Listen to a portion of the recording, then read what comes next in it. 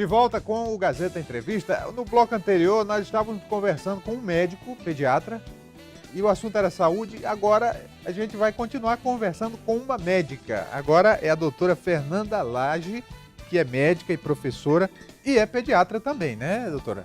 Isso, eu sou cirurgiã pediátrica. Cirurgiã pediátrica. Eu costumo brincar que eu faço corte e costura em criança. Mas não deixa de ser assim, Claro, uma área e o afim, cuidado, né? exatamente, o cuidado com as Então, nossas crianças. o que acontece? A doutora Fernanda vai receber um prêmio internacional, um prêmio de reconhecimento internacional lá nos Estados Unidos. E olha que é um prêmio importante pelo trabalho que ela desenvolve aqui no Acre.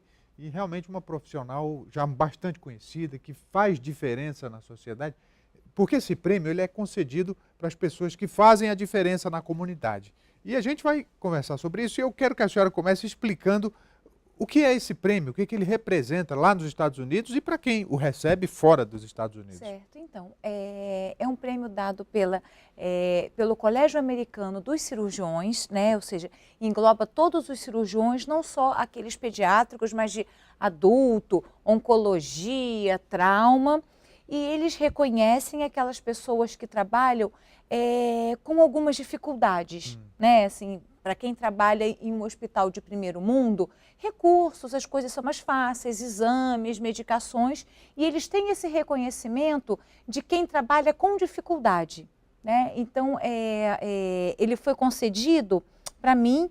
Eu mandei um relatório do meu trabalho, do que eu faço aqui no Acre, né? E já são 13 anos de Acre. A senhora é a única cirurgiã pediátrica aqui do Acre. Única cirurgiã pediátrica aqui do Acre. Há 13 anos, a única cirurgiã pediátrica aqui do Acre. E eles reconhecendo que eu consigo fazer um trabalho de excelência, de alta qualidade em cirurgia, que é oferecido para toda a população, né? Então não é uma coisa particular, de só quem tem dinheiro que tem acesso, e também associado com o ensino médico e com o ensino de cirurgia. Eu sou também professora da Universidade Federal do Acre, com muito orgulho, há 10 anos que eu sou professora do curso de medicina, ajudando a formar, né, E como é que vai médicos. ser a cerimônia lá nos Estados Unidos, o local? Depois disso a senhora vai fazer um estágio lá, né? Isso, eu vou antes para esse estágio, vai ser no Hospital das Crianças de Boston, e para mim é uma coisa muito especial estar lá, porque lá foi onde nasceu a cirurgia pediátrica. Dr. William Ladd e depois Dr. Robert Gross,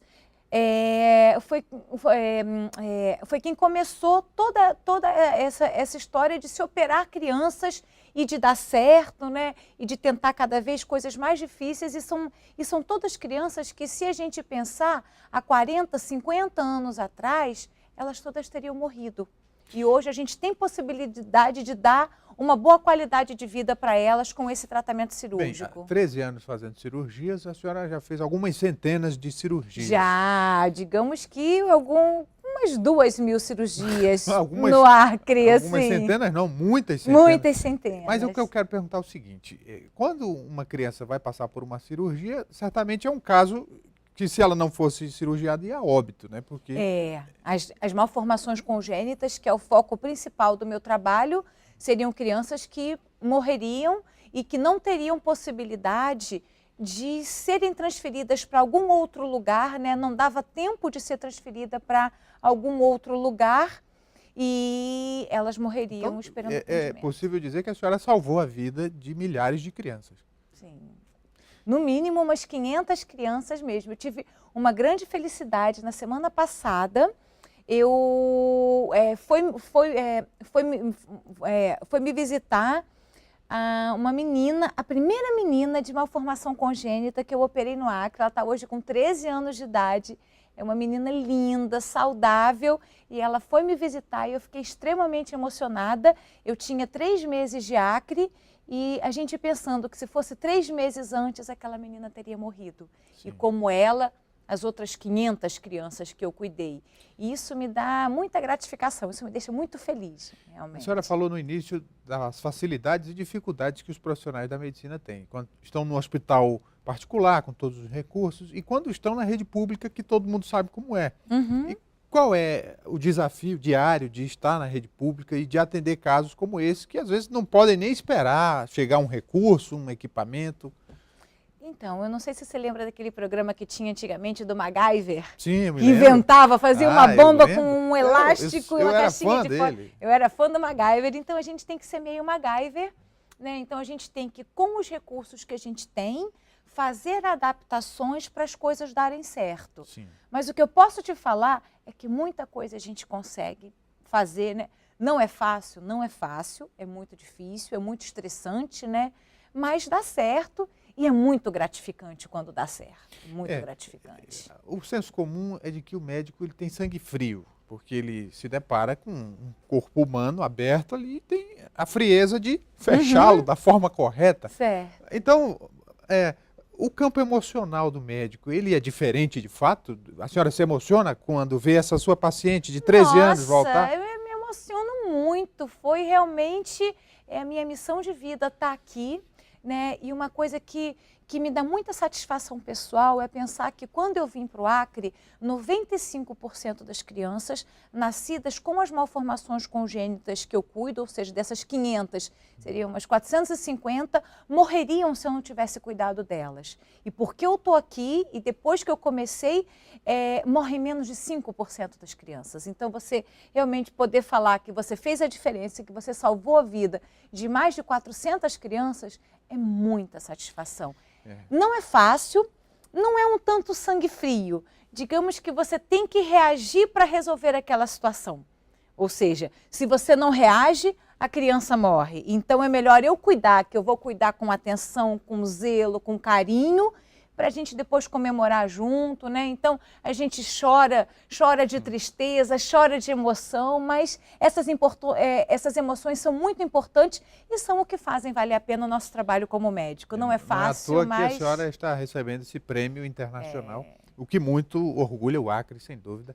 Mas a senhora falou em formação congênita e quando está no período pré-natal, os médicos, os pediatras e quem acompanha, sempre faz recomendações para que a mãe tenha cuidado com a alimentação, com algumas práticas, exatamente para não incidir numa formação congênita. Então, parte desses casos pode estar relacionada até mesmo à falta de um pré-natal? Muitos desses casos estão relacionados à falta de pré-natal, a um erro alimentar cultural da nossa população. A nossa população, infelizmente, come poucas folhas verdes.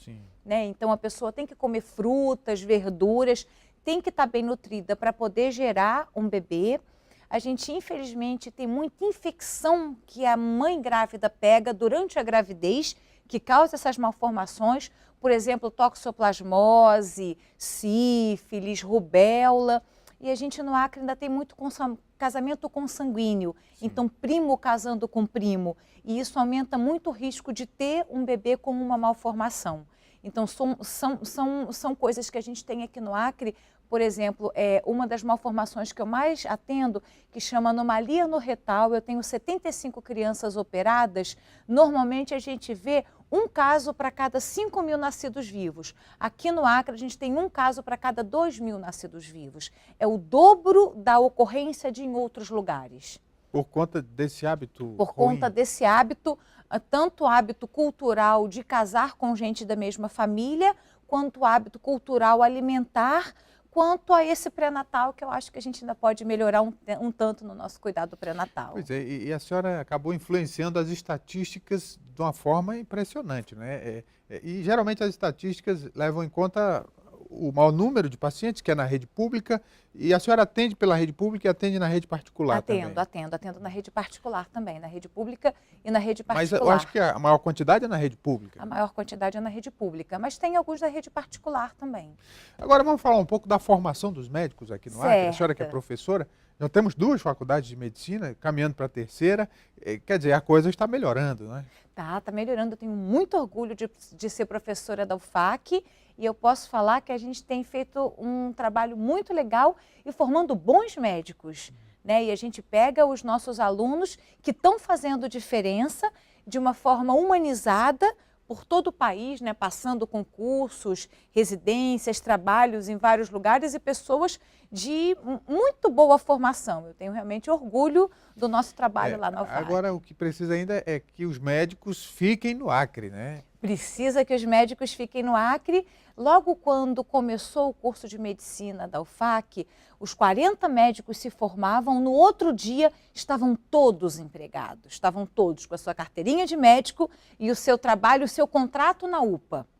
Então, depois que veio essa crise no SUS, infelizmente a gente não tem conseguido contratar os nossos médicos recém-formados, mas eu posso lhe garantir que 90% deles gostariam muito de permanecer no Acre trabalhando no Acre. E a senhora pode falar porque está aqui há 13 anos e eu acho que já foi convidada para ir trabalhar em outros lugares. Já fui convidada para trabalhar em outros lugares.